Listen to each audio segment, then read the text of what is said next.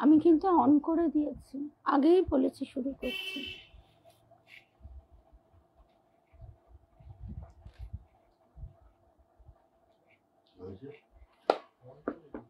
নমস্কার, সকল ভক্ত বন্ধুদের সাদর আহ্বান জানাই বেদান্ত দর্শন ফেসবুক পেজে। বেদান্ত দর্শন ফেসবুক পেজে আজকে আমরা ভাগবত কথার 26তম দিনে আছি, অর্থাৎ আমাদের 1 মাস ব্যাপী যে ভাগবত প্রসঙ্গ শ্রবণ তার 26তম দিন। ঠাকুর মায়ের শ্রী চরণে সাষ্টাঙ্গ প্রণাম নিবেদন করে শ্রী গুরুদেবকে স্মরণ করে আমরা শুরু করছি আজকের প্রসঙ্গ। শুভ সকাল, শুভ সকাল মিনুদি, মিনাদি, পলি, শুভ সকাল। একটু জল দিয়ে দিবে। সকল ভক্ত বন্ধুদের সাদর আহ্বান জানাই শুভ সকাল। আমরা রাসলীলার যে জায়গায় ছিলাম সেখানে আমরা দেখছি যে কৃষ্ণ ব্রজ রমণীদের, ব্রজ গোপীদের বলছেন যে তোমরা এখানে এভাবে এসেছো কেন, কিন্তু সেই যে কথাগুলি তিনি বলছেন তার মধ্যে দ্ব্যর্থবোধক অর্থ আছে। অর্থাৎ সাধারণভাবে মনে হবে যে তিনি সমাজের দৃষ্টিভঙ্গিতে তাদেরকে নিষেধ করছেন বা জিজ্ঞাসা করছেন তোমরা কেন এভাবে আমার কাছে এসেছো। কিন্তু যদি আমরা গূঢ় অর্থে দেখি তাহলে দেখতে পাবো যে এর অর্থ কিন্তু তিনি বলছেন তোমরা যা করেছো ঠিকই করেছো। এমনকি আমরা গতকাল শুনছি যে আপনি সম্বোধন করছেন গোপীদের, স্বয়ং ভগবান তিনি কখন আপনি সম্বোধন করেন, তখনই আপনি সম্বোধন করেন যখন ভক্তের সেই অবস্থা প্রাপ্তি ঘটে, অর্থাৎ সেও ততটাই সম্মানার্হ, শ্রদ্ধার যুক্ত, উপযুক্ত।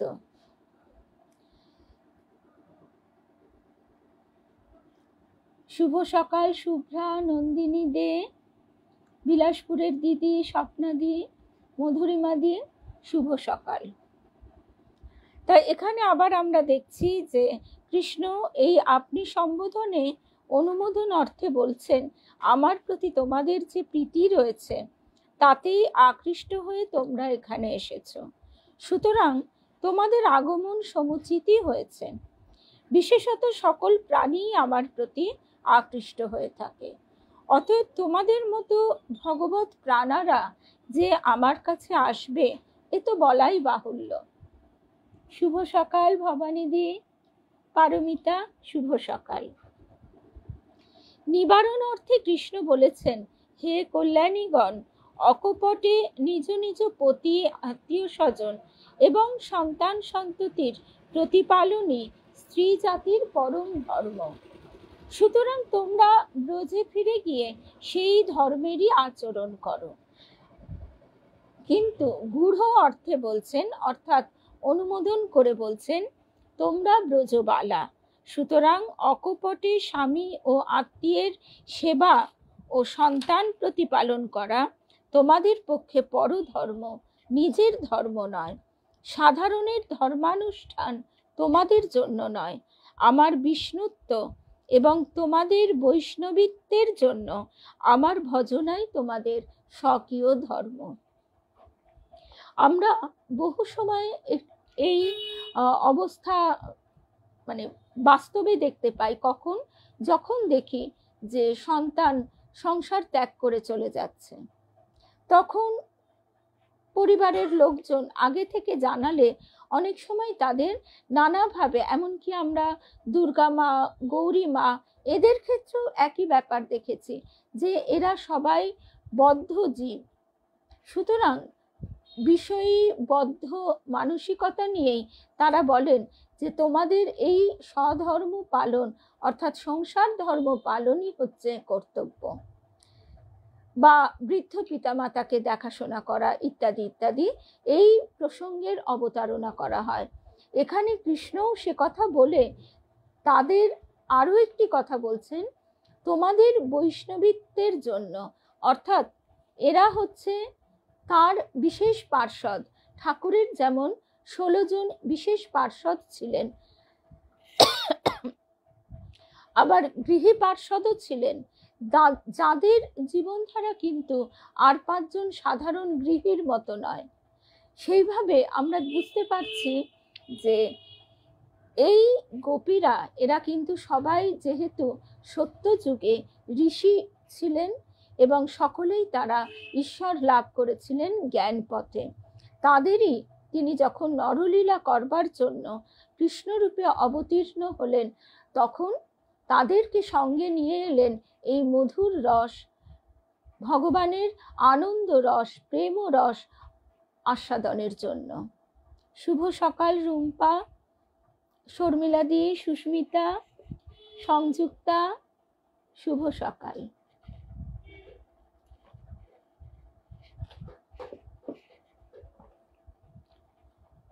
কৃষ্ণ বলছেন, আমি জগৎপতি এবং তোমরাও আমাকে পতিরূপে পাবার আকাঙ্ক্ষা করেছ। শাস্ত্রোক্ত বিধান অনুযায়ী যখন দুঃশীল, দুর্ভাগ্য, দরিদ্র এবং রোগগ্রস্ত পতিকেও ত্যাগ করা নিষেধ, তখন সরৈশ্বর্যপূর্ণ, সর্বদোষ শূন্য পরম পতি আমাকে ত্যাগ করে কি করে ব্রজে ফিরে যাবে? সুতরাং তোমরা এখানেই আমার কাছেই অবস্থান করো। এটি হচ্ছে গূঢ় অর্থ। কৃষ্ণ বলছেন, এই জায়গাটি ভারী সুন্দর। অর্থের যে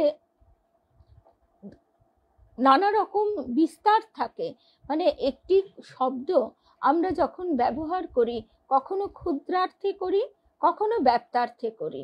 সুতরাং যারা কবি, যারা ভাগবত রচনা করছেন, স্বয়ং ব্যাসদেব তিনি পণ্ডিত কবি, তাই তিনি শব্দকে নিয়ে যেন খেলা করেছেন, এমনভাবে সেই শব্দের প্রয়োগ করেছেন যে সাধারণ মানুষ সাধারণভাবে একটি অর্থ বুঝবে। যেমন কৃষ্ণ বলছেন, কুল নারীর উপপতিদের সংসর্গ স্বর্গপ্রাপ্তির প্রতিকূল, যশ নাশক, সমাজ বহির্ভূত কাজ, তুচ্ছ, কষ্টদায়ক, ভয়াবহ এবং সর্বত্র নিন্দিত। কিন্তু এবার প্রশ্ন হচ্ছে, এই উপপতি কথাটির অর্থ কি? অনুমোদন অর্থে তাই তিনি বলছেন, উপপতি অর্থাৎ যে স্ত্রীর সমীপে পতি বর্তমান, যে স্ত্রীর সমীপে পতি বর্তমান, সেই পতিকে উপপতি বলে। তার যে ভাব, সেই ভাবকে বলা হচ্ছে ঔপপত্য। সুতরাং ঔপপত্য বলতে সাংসারিক পতির সান্নিধ্য বোঝাচ্ছে। পরমার্থ দৃষ্টিতে কৃষ্ণই পরম পতি, সুতরাং তার সেবা করাই কর্তব্য। পার্থিব পতির সেবা কষ্টসাধ্য, পার্থিব পতির সেবা কষ্টসাধ্য। আমরা রবি ঠাকুরের একটি গানের কথা স্মরণ করতে পারি। লাইনটি হচ্ছে এরকম, জেগে রব গভীর উপবাসে। গানের প্রথম লাইনটা সম্ভবত নাইবা ডাকো রইব তোমার দ্বারে। সেখানে একটা লাইন আছে, জেগে রব গভীর উপবাসে। এবার সেখানেও এই উপবাস শব্দটি রবীন্দ্রনাথ এইভাবেই ব্যবহার করেছেন। উপবাস মানে কি ফাস্টিং? না, তা নয়। উপবাসে, উপ মানে সমীপে, কাছে, তোমার বাসস্থানের বা তোমার সান্নিধ্যের কাছে আমি জেগে থাকব, অপেক্ষা করে থাকব। জেগে রব গভীর উপবাসে। তাই কৃষ্ণ সেই রকমই বলছেন, উপপতি অর্থাৎ যে স্ত্রীর সমীপে পতি বর্তমান, সেই স্ত্রীকে উপপতি বলে। আমরা অর্থটা এখন এই ব্যক্তার্থটা ব্যবহারও করি না, ভুলেও গেছি। কৃষ্ণ বলছেন, আমার কথা শ্রবণ, রূপ দর্শন, ধ্যান এবং নাম সংকীর্তনে যে তন্ময়তা ও অনুরাগ জন্মায়, আমার কাছে থাকলে সেরকমটি হয় না। অতএব তোমরা গৃহে ফিরে যাও। কিন্তু অনুমোদন অর্থে বলছেন, আমার কাছে থাকলে আমার প্রতি যে ভাবোদয় হয় সেই রকমটি শ্রবণ, দর্শন, ধ্যান ও কীর্তনে হয় না। তাই বলছি, ন প্রতিয়াদ গৃহান, গৃহে আর ফিরে যেও না। একবার যখন তোমরা ইষ্টের সন্ধানে বেরিয়েই পড়েছ, তখন আর ফিরে যেও না। শুভ সকাল রূপা, রুমাদি, লক্ষ্মী, শুভ্রাদি, শুভ সকাল। কৃষ্ণের এইসব মোহ উৎপাদক কথা বলার উদ্দেশ্য এই যে তিনি দেখতে চান গোপীরা তাকে কতটা ভালোবাসে। ভগবানকে ভালোবেসে ভক্তের মনের অবস্থা কিরকম হয়, গোপীদের হৃদয়ের যথার্থ ভাবটাই বা কি, তাই জানবার জন্য শ্রীকৃষ্ণ ওই সব কথা বলেছেন। গোপীরা তার কথার অন্তর্নিহিত ভাব বুঝতে না পেরে নিবারণমূলক অর্থই গ্রহণ করেছেন। তারা ভাবলেন, তাহলে তো আমরা সত্যই তার সেবার যোগ্য নই, তারই জন্য তিনি আমাদের উপেক্ষা করছেন। যার জন্য প্রতিকূল ধর্ম, লোকলজ্জা, এমনকি নিজেদের জীবন পর্যন্ত তুচ্ছ করে এসেছি, সেই তিনিই কিনা আমাদের উপেক্ষা করছেন। এই অবস্থায় মানুষের দুঃখ রাখবার আর জায়গা থাকে না। গভীর মর্মান্তিক দুঃখে তারা তখন ভাবছেন, এখন কি করব? ব্রজে ফিরে যাব না যমুনায় প্রাণ বিসর্জন দেব? সুখদেব বললেন, গোবিন্দের মুখে এই দারুণ অপ্রিয় কথা শুনে গোপীরা ভগ্ন মনোরথ ও বিষণ্ণ হলেন। তাদের চিন্তার সীমা পরিসীমা রইল না। সুখদেব এরপর 2টি শ্লোকে গোপীদের দুঃখের কথা বর্ণনা করেছেন। তা শুনে মনে হয় যে গোপীদের কথা ভেবে তাদের দুঃখে তিনি নিজেও অত্যন্ত ব্যথিত হয়েছেন। সাধকেরা জানেন ভগবত বিচ্ছেদের কি মর্মান্তিক জ্বালা, তাই সুখদেব ওইভাবে গোপীদের দুঃখের বর্ণনা করেছেন। হৃদয় সংক্ষুব্ধ না হলে ওই রকম বর্ণনা করা সম্ভব হয় না। আমরা নিজেরা যেটা অনুভব করতে না পারি সেটা কখনোই আমরা বর্ণনা করতে পারি না। শুভ সকাল পিয়ালি, নিবেদিতা, শুভ সকাল। শোকের আবেগে গোপীদের উষ্ণ নিঃশ্বাস পড়তে লাগলো এবং সেই উষ্ণ নিঃশ্বাসে তাদের সুন্দর অধর মলিন হয়ে গেল। নয়ন জলে তাদের চোখের কাজল ধুয়ে বুক ভেসে যেতে লাগলো। তারা তখন অধবদনে নিরুত্তরে পা দিয়ে মাটিতে দাগ কাটতে লাগলেন। অসহ্য দুঃখে মানুষের এমন অবস্থাই হয়, তখন আর মুখ দিয়ে কোনো কথা বেরোয় না, কেবল চোখ দিয়ে জলই পড়তে থাকে। কৃষ্ণানুরক্তা গোপীরা, যারা ভগবানের জন্যই সমস্ত বাসনা কামনা ত্যাগ করেছেন, তারা প্রিয়তমের মুখে এই ভয়ঙ্কর কথা শুনে চোখের জল মুছে কিঞ্চিত কোপ বসে গদগদ স্বরে বলতে লাগলেন, এই শরীর তো আর থাকবে না। কৃষ্ণগত প্রাণা আমাদের যখন তিনি প্রত্যাখ্যান করলেন, তখন আর কি অবলম্বন করে বেঁচে থাকব? সুতরাং যাবার আগে আমাদের হৃদয়ের কথা তাকে বলে যাই। কৃষ্ণ তো এইটিই চাইছিলেন, তাই তো কবি গাইছেন, ব্যথা পথের পথিক তুমি, চরণ চলে ব্যথা চুমে, কাঁদন দিয়ে সাধন আমার, চিরদিনের তরে গো, চিরজীবন ধরে, আমি হৃদয়েতে পথ কেটেছি, সেথায় চরণ পড়ে। কালকেই সেই কথা আমরা বলছিলাম যে নিত্য প্রেমের ধামে আমার পরম পতি হে। আমরা গতকাল যখন এই প্রসঙ্গটি শুনছিলাম, ঠিক এইটিই মনে হয়েছিল। গোপীরা বলছেন, হে প্রাণবল্লভ, আমরা সমস্ত বিষয় বাসনা ত্যাগ করে তোমার পাদ পদ্ম আশ্রয় করেছি। আসলে কৃষ্ণ এইটিই চাইছিলেন। তিনি যে ভক্ত হৃদয় কথা শ্রবণ লোভী, তিনি চান ভগবান, তিনি ভগবান, তিনি চান ভক্ত তাকে কিভাবে দেখে, কিভাবে ভালোবাসে সে কথা শুনতে। শ্রী রাধিকার ভগবত প্রেম এবং তার হৃদয়ের ভাব প্রত্যক্ষ করার জন্য শ্রীকৃষ্ণ চৈতন্য রূপে অবতীর্ণ হয়েছিলেন। ভগবান ভক্তের হৃদয় কথা শুনতে বড় ভালোবাসেন। গোপীরা বলে চলেছেন, সেই আমাদের এমন নিষ্ঠুর কথা বলা তো তোমাদের উচিত নয়। আমরা সব কিছু ত্যাগ করে তোমার পাদপদ্ম আশ্রয় করেছি। আদি পুরুষ নারায়ণ যেমন মুমুক্ষুদের আশ্রয় দেন, সেই রকম তুমিও আমাদের মনোরথ পূরণ করো। এখন দেখা যাচ্ছে যে গোপীরা শ্রীকৃষ্ণের কাছে সাক্ষাৎ ভগবান বোধেই আশ্রয় নিয়েছেন। ইন্দ্রিয় সুখ তুচ্ছ না হলে ব্রহ্মানুভূতি হয় না, এই তো শ্রুতির সিদ্ধান্ত। গোপীরা স্ববিগ্রহ পরব্রহ্মকে পাবার আশা করেছেন, তাই বলছেন, আমরা সর্ব বিষয় ত্যাগ করেই তোমার চরণ আশ্রয় করেছি। হে কৃষ্ণ, বুঝলাম ধর্মশাস্ত্রে তুমি দিগ্গজ পণ্ডিত হয়েছ। তুমি বললে যে পতি পুত্র সুহৃদ বর্গের সেবা করা স্ত্রী জাতির স্বধর্ম। বেশ, আমরা তা মেনে নিলাম, কিন্তু তুমি তো ঈশ্বর, অতএব তোমার ওই উপদেশের বিষয়ও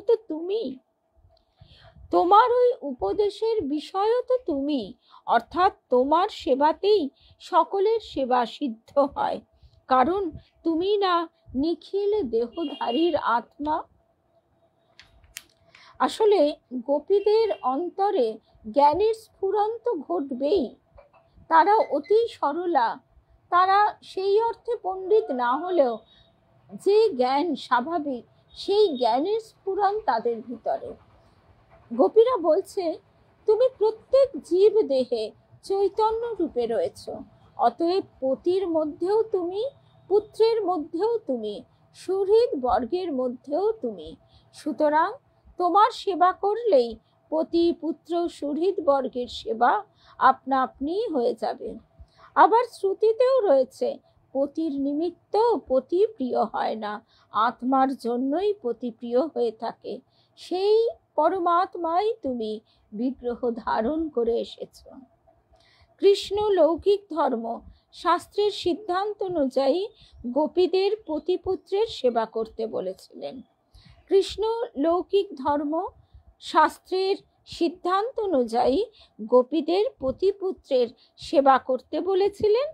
উল্টে গোপীরা কৃষ্ণকেই সূক্ষ্ম ধর্মতত্ত্ব শুনিয়ে দিলেন।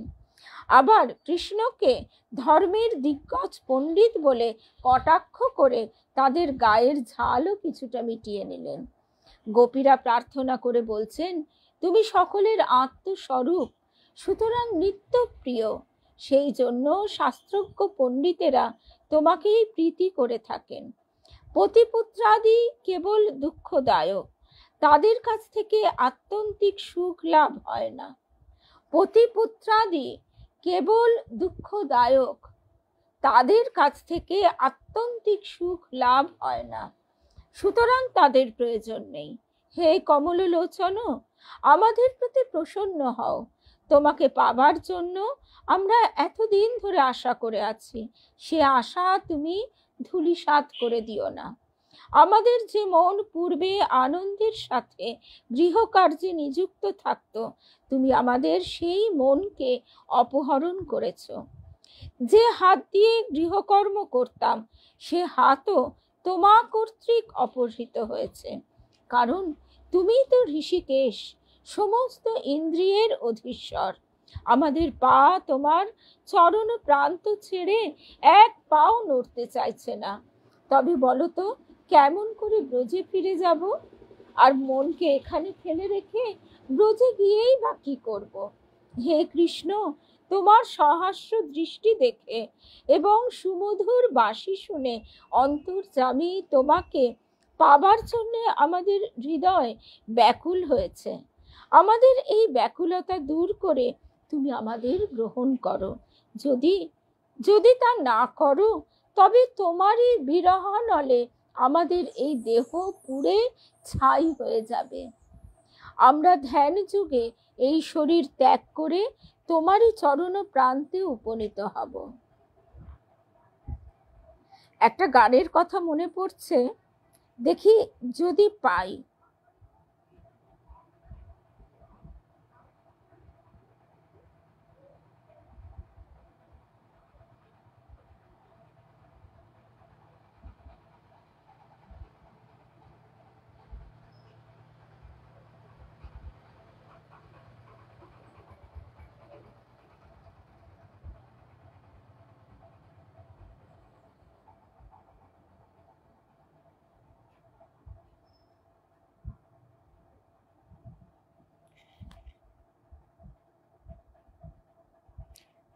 আমার কাছে আমার ফোনটা নেই বলে আমার অসুবিধা হচ্ছে পুত্রের ফোন থেকে।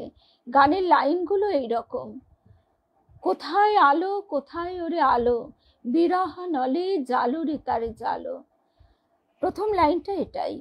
তো এই যে বিরহ নল সাধকের জীবনে, সাধন জীবনে এটা আসে, সে তখন অন্ধকারে পাগলের মতন হাহাকার করতে থাকে এবং এই বিরহ নলে জালো রে তারে জালো, সেই তাপ ঠাকুরেরও যখন আমরা সেই ভাবের সময়টা পড়ছি, সাধক ভাব, সেই সাধক ভাবের সময় আমরা দেখছি যে তার সর্বাঙ্গ জ্বলে পুড়ে যাচ্ছে।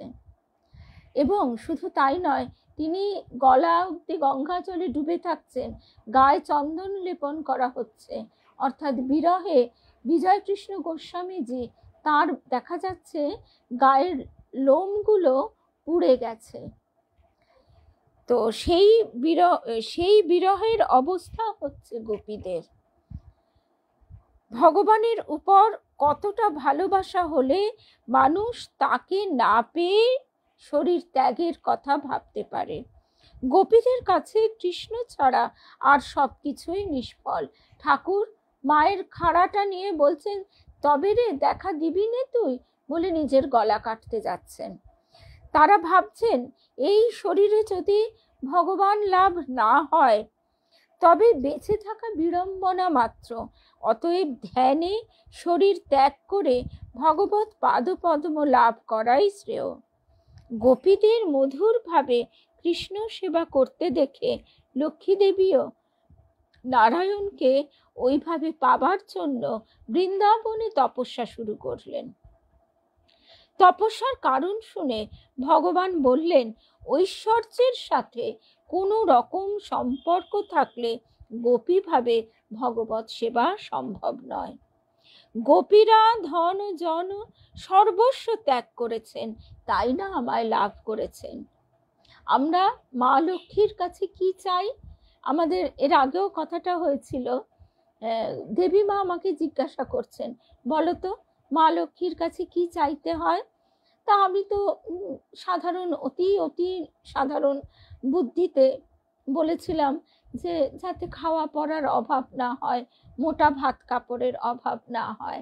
তখন দেবীমা গভীর দৃষ্টিতে তাকিয়ে বলেছিলেন, তার কাছে বলবে, আমায় রামকৃষ্ণ ধনে ধনী করো গো মা, আমায় রামকৃষ্ণ ধনে ধনী করো। আর বাস্তবিক এই দেবী, আমরা যেটা ভাবি যে আলাদা আলাদা রূপ বা ভাবের প্রকাশ অনুযায়ী রূপটা আলাদা, কিন্তু তা তো নয়। বাস্তবিক সেই শক্তিরই বিভিন্ন প্রকাশ। সেই শক্তি কখনো লক্ষ্মী রূপে আমাদের ধন সম্পদ প্রদান করেন, শ্রী প্রদান করেন। শুধু ধন সম্পদ থাকলেই লক্ষ্মী লাভ হয় না। বহু পরিবারে দেখা যায় অর্থের অভাব নেই, কিন্তু সংসারে শ্রী শান্তি সেইগুলি নেই। তো সেইভাবে যখন বিদ্যার সাধনা কেউ করে, তখন বিদ্যার দেবী শারদা সরস্বতী, তার ধ্যান চিন্তন, সেই রূপ তখন প্রকাশিত হয়।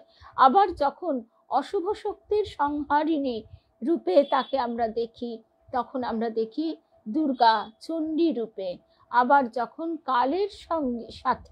কালের সাথে মহাকালের সাথে তিনি যখন রমণ অর্থাৎ ক্রীড়ায় আনন্দিতা, তখন তাকে দেখি কালী রূপে। অর্থাৎ তার ভিতরে সমস্ত গুণ তা হতেই উৎসারিত হচ্ছে, সত্য রজতম, আবার এই সমস্ত গুণ তাতেই লয় প্রাপ্ত হচ্ছে। সেই জন্য এই কথার অর্থ হচ্ছে যে লক্ষ্মী, তার প্রতি যদি আমাদের, সেই ধনরত্নের প্রতি আমাদের যদি কিঞ্চিন মাত্র আকর্ষণ থেকে থাকে, তবে ভগবানকে পাওয়া যায় না। ভাগবতে এমনই আরেকটি গল্পের কথা মনে পড়ে যায়, যেটি ঠাকুর বলতেন। একদিন নারায়ণ নারদকে নিয়ে এসেছেন ভক্তের দুয়ারে। তা তিনি প্রথমে এলেন এক ভক্তের গৃহে। সেখানে তাদের ধন সম্পদ, লোকজন, কোনো কিছুরই অভাব নেই, আবার ঈশ্বর সেবাও আছে। নারায়ণ তাদের গৃহে প্রবেশ করে বললেন, তোমাদের ধনে জনে লক্ষ্মী লাভ হোক। অর্থাৎ তাদের সেবা তিনি গ্রহণ করলেন বটে, কিন্তু তাদের মনটা ওই দিকেই আকর্ষিত হবারও আশীর্বাদ করলেন। তাকে কিন্তু তারা কেউ পেল না। আরেক ভক্তের কাছে গেলেন, সেখানে গিয়ে দেখলেন যে তার একটি মাত্র শীর্ণ গরু, আর তিনি নিজেও অত্যন্ত পরনের কাপড়টুকু কোনো রকমে আছে, একটা ভাঙা কুটিরে গাছতলায় পড়ে আছেন, শুধু ওই নারায়ণের চিন্তায়। তাকে তিনি বললেন, তোমার গরুটিও মরে যাক। তখন নারদ আর থাকতে না পেরে, শুভ সকাল, তখন নারদ আর থাকতে না পেরে বললেন, প্রভু, লোকটা তো তবু একটু দুধটুকু পেয়ে বাঁচত, এ তুমি কি করলে? এ তোমার কেমন বিচার? তখন নারায়ণ বললেন যে দেখো, এর এই গরুটার চিন্তায় মাঝে মাঝে মুশকিলে পড়তে হতো, তার রক্ষণাবেক্ষণ, তাকে খাবার দেওয়া। তখন সে ভাবতো যে ইস, আমি তো আর তোমার চিন্তা করতে করতে আবার এই চিন্তায় পিছলে যাচ্ছি। সেই জন্য সে যাতে পরিপূর্ণরূপে আমার চিন্তা করতে পারে, আমাকে লাভ করতে পারে, তাই এই গরুটার দায়িত্ব থেকেও তাকে মুক্তি দিলাম।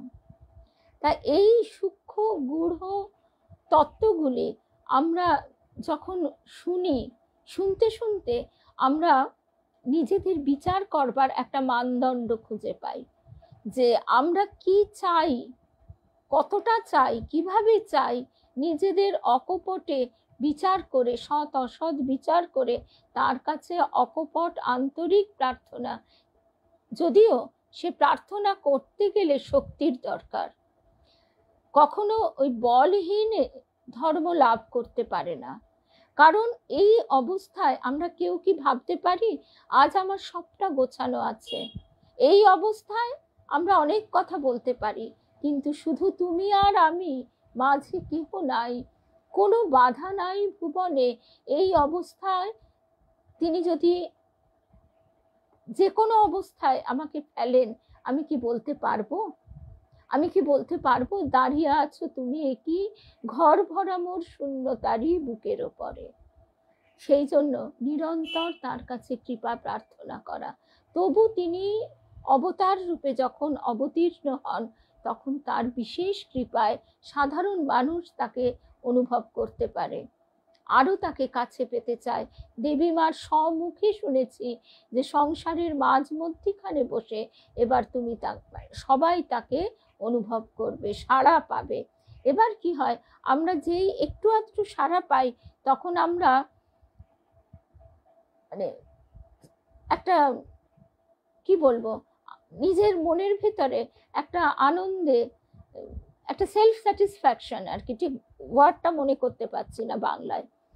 এই সেলফ স্যাটিসফ্যাকশন ব্যাপারটা আমাদের এসে যায় তখন, যে বাবা, আমি একটা কি না কি হয়ে উঠেছি, কত বড় ভক্ত, ভগবানের সাড়া পাচ্ছি। এই রকম একটা অনুভূতি তখন আমাদের হতে থাকে, যেটা কিনা পথের একটা চরম বাধা। গোপীরা ধন জন সর্বস্ব ত্যাগ করেছেন, তাই না আমায় লাভ করেছেন। কিন্তু লক্ষ্মীকে বলছেন, তুমি হচ্ছ নিখিল সম্পদের অধীশ্বরী, অতএব গোপী ভাব তোমার জন্য নয়। যে যে ভাব, সেই সেই ভাবের প্রকাশ সেই দেবীর মধ্যে দিয়ে। কিন্তু তোমার এই তপস্যাও বিফলে যাবে না। তুমি সুবর্ণ রেখা রূপে আমার বক্ষে কক্ষে অবস্থান করবে, সেই অবধি লক্ষ্মী সুবর্ণ রেখারূপে শ্রীকৃষ্ণের বক্ষস্থল অধিকার করে আছেন। এই ঘটনাকে উপলক্ষ করে গোপীরা বলছেন, ব্রহ্মাদি দেবতারা যার কৃপা কটাক্ষ লাভের জন্য সদাই উদ্গ্রীব হয়ে থাকেন, সেই লক্ষ্মী দেবী তোমার বক্ষে স্থান পেয়েও সপত্নী তুলসীর সাথে ভক্ত সেবিত তোমার চরণ রেণু প্রার্থনা করেন। আমরাও তোমার চরণ সেবার অধিকার প্রার্থনা করি। গোপীরা আত্মপ্রসাদ একদম। Thank you. গোপীরা আরো বলছেন, তোমার কুন্তল শোভিত গণ্ডস্থল, সুধা মিশ্রিত অধর, সহাস্য দৃষ্টি, অভয়প্রদ বাহু যুগল এবং লক্ষ্মীর আনন্দদায়ক বক্ষস্থল দেখে আমরা তোমার দাসী হতে এসেছি। জগতের লোক প্রভুত্ব করতে চায়, কেউ দাসত্ব চায় না। সবাই, ঠাকুর বলতেন, সবাই গুরু হতে চায়, কেউ শিষ্য হতে চায় না। কিন্তু আধ্যাত্মিক রাজ্যে নিজের ইষ্টের সেবায় যে সুখ, যে আনন্দ পাওয়া যায়, তেমনটি আর কিছুতেই পাওয়া যায় না। গোপীরা প্রার্থনা করছেন, আদি পুরুষ নারায়ণ যেমন সুরলোকের পালক, সেই রকম ব্রজবাসীদের ভয় এবং বিপদ থেকে রক্ষা করবার জন্য তুমি অবতীর্ণ হয়েছ। অতএব হে আর্তবন্ধু, হে দীননাথ, আমাদের সন্তপ্ত বক্ষে এবং মস্তকে তোমার করপদ্ম অর্পণ করে আমাদের মনস্তাপ দূর করো। প্রেম মার্গের যারা সাধক পুরুষ হলেও তাদের গোপীদের অবস্থাই হয়। শ্রী রাধার ভাবে শ্রী চৈতন্যদেব কৃষ্ণের জন্য পাগল হয়েছিলেন। কিংবদন্তি আছে যে মীরাবাই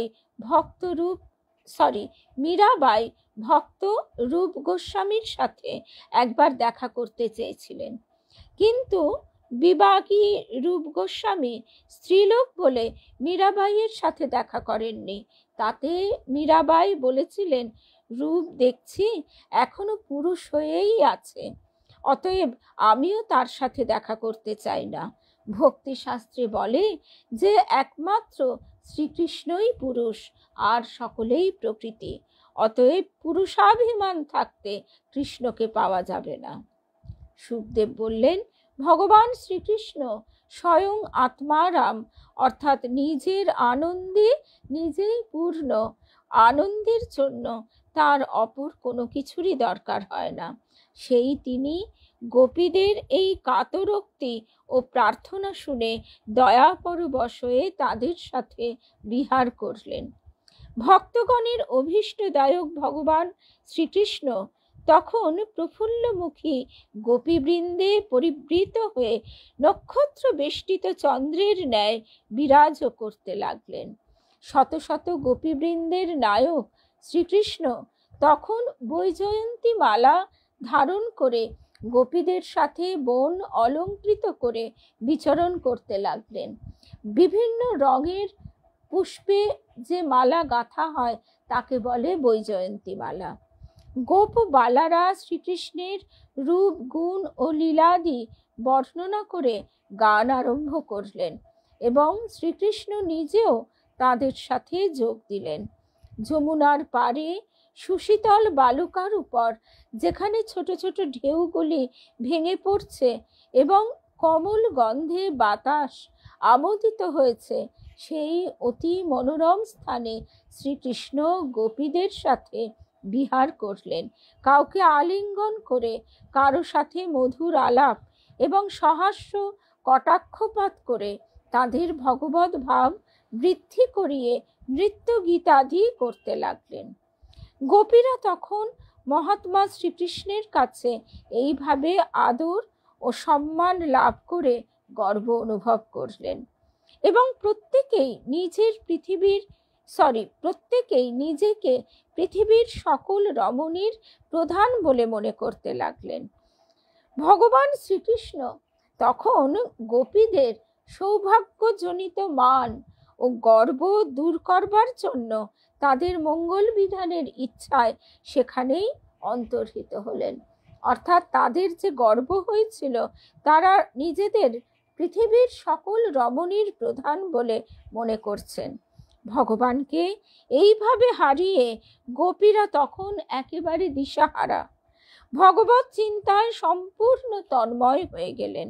ভগবত বিচ্ছেদের এই নিদারুণ ব্যথা, এই তন্ময়তা নিয়েই ভাগবতকার এই অধ্যায় এখানেই শেষ করেছেন। এরপরে আমরা দেখছি পরের অধ্যায়ে আমরা আগামীকাল প্রবেশ করব। কিন্তু তার আগে যে কথাটি এখানে পরম পূজনীয় গীতানন্দজি মহারাজ ব্যাখ্যা করেছেন, সেইটি দিয়ে আমরা শেষ করব। শ্রীকৃষ্ণের কাছে আদর ও সম্মান লাভ করে গোপীদের মনে হয়েছিল যে তারাই জগতে শ্রেষ্ঠ, তাদের মতো গুণবতী ভাগ্যবতী আর কেউ নেই। ভগবান গোপীদের মনের গর্ব ও অভিমানের কথা জানতে পেরে তাদেরই মঙ্গলের জন্য সেখানেই অন্তর্হিত হলেন। মন একই সঙ্গে দুটি জিনিস চিন্তা করতে পারে না, অর্থাৎ আমি সংসার চিন্তাও রাখবো, আবার সেইভাবে ঈশ্বর চিন্তাও করব, দুটি কখনোই একসঙ্গে হয় না। গোপীরা যতক্ষণ পর্যন্ত দেহ গেহ ভুলে কৃষ্ণেই আবিষ্ট ছিলেন, ততক্ষণ পর্যন্ত তারা কৃষ্ণের দর্শন পাচ্ছিলেন। কিন্তু মন যখনই নিজ নিজ দেহে নেমে এলো, তখনই তারা কৃষ্ণকে ভুলে গেলেন। সুতরাং তাদের ওই যে অহংকার হলো, সেই অহংকারে কৃষ্ণ তখনই তাদের কাছে অদৃশ্য হয়ে গেলেন, অহংকারের পর্দা পড়ে গেল। এই কথা বলবার উদ্দেশ্য এই যে ভগবানকে সম্পূর্ণ মন দিয়ে ডাকতে হবে, অন্য চিন্তা সেখানে থাকলে চলবে না। ঠাকুর বারবার বলছেন, একটুখানি ফেঁসও থাকলেও ছুঁচে সুতো পড়বে না। মন ভগবানে বিলীন না হলে, মনে প্রাণে সম্পূর্ণ পবিত্র না হলে রাসলীলার ভাব বোঝা যায় না। স্বামী বিবেকানন্দ এই গোপী প্রেমের বিষয়ে বলেছেন, প্রথমে এই কাঞ্চন নাম যশ, এই ক্ষুদ্র মিথ্যা সংসারের প্রতি আসক্তি ছাড়ো দেখি, তখনই, কেবল তখনই তোমরা গোপী প্রেম কি তা বুঝবে। এই এত শুদ্ধ জিনিস যে সর্বত্যাগ না হলে তা বোঝবার চেষ্টাই করা উচিত নয়। যতদিন পর্যন্ত না চিত্ত সম্পূর্ণ পবিত্র হয়, ততদিন তা বোঝবার চেষ্টা বৃথা। কৃষ্ণ অবতারের মুখ্য উদ্দেশ্য এই গোপী প্রেম শিক্ষা দেওয়া। কৃষ্ণ অবতারের মুখ্য উদ্দেশ্য হচ্ছে এই গোপী প্রেম শিক্ষা দেওয়া। এমনকি দর্শন শাস্ত্র শিরোমণি গীতা পর্যন্ত এই অপূর্ব প্রেমোন্মত্ততার সঙ্গে তুলনা করলে দাঁড়াতে পারে না। কারণ গীতায় সাধককে ধীরে ধীরে সেই চরম লক্ষ্য মুক্তি সাধনের উপদেশ দেওয়া হয়েছে। কিন্তু এই গোপী প্রেমের মধ্যে ঈশ্বর রসাস্বাদনের উন্মত্ততা, ঘোর প্রেম উন্মত্ততারই দেখতে পাই আমরা। এখানে গুরু শিষ্য শাস্ত্র উপদেশ ঈশ্বর স্বর্গ সব একাকার, ভয়ের চিহ্ন মাত্র নেই, সব গেছে, আছে কেবল প্রেমোন্মত্ততা। তখন সংসারের আর কিছু মনে থাকে না। ভক্ত তখন সংসারে কৃষ্ণ, একমাত্র সেই কৃষ্ণ ব্যতীত আর কিছুই দেখেন না। তখন তিনি সর্বভূতে সর্বপ্রাণীতে কৃষ্ণ দর্শন করেন। তার নিজের মুখ পর্যন্ত কৃষ্ণের মতো দেখায়। তার আত্মা তখন কৃষ্ণ বর্ণে রঞ্জিত হয়ে যায়। গোপালের মা তাই মাহেশে রথে গিয়ে বলছেন, মা গোপালের মা নিজেই বলছেন, তখন হেসে কেঁদে নেচে গেয়ে একেবারে কুরুক্ষেত্র বাঁধিয়েছিলাম, দেখছি সবই গোপাল, রথে বিগ্রহ সেও গোপাল, রথ গোপাল, রথের চাকা গোপাল, যারা রথ টানছে সব গোপাল। এমনকি তিনি যখন একেবারে শেষ অবস্থায়, দেহে ছেড়ে দেবার আগের অবস্থায়, সেই সময় তিনি নিজেকেও গোপাল রূপে দেখতেন, বলতেন গোপাল খাবে না, আজকে গোপাল খাবে না। শ্রী শ্রী মা কোনোদিন গোপালের মাকে পদধূলি দেননি। তার কারণ হচ্ছে যে যেহেতু গোপালের মাকে ঠাকুর মা বলে সম্বোধন করেছেন, তাই সম্পর্কে শ্রী শ্রী মা শাশুড়ি হয়। কিন্তু শেষ শ্রী শ্রী মা যখন গোপালের মাকে দেখতে এসেছেন, তখন তখন কিন্তু গোপালের মা বলছেন, গোপাল এসেছো, গোপাল এসো এসো বলে হাত ধরছেন। গোপালের মা সেই দিন সমস্ত কিছু গোপালময় দেখছেন। শ্রী শ্রী মা সেই দিনই তার চরণ দুটি বাড়িয়ে দিলেন প্রণামের জন্য। আর গোপালের মাও পদধূলি মাথায় তুলে শেষ নিঃশ্বাসের অপেক্ষায়, তাকে তো ওই গঙ্গায় নিয়ে যাওয়া হয়েছিল, ওই শেষ নিঃশ্বাসের অপেক্ষাতেই যেন ছিলেন। তাকে অন্তর্জলি যাত্রায় নিয়ে যাওয়া হলো। জয় রামকৃষ্ণ।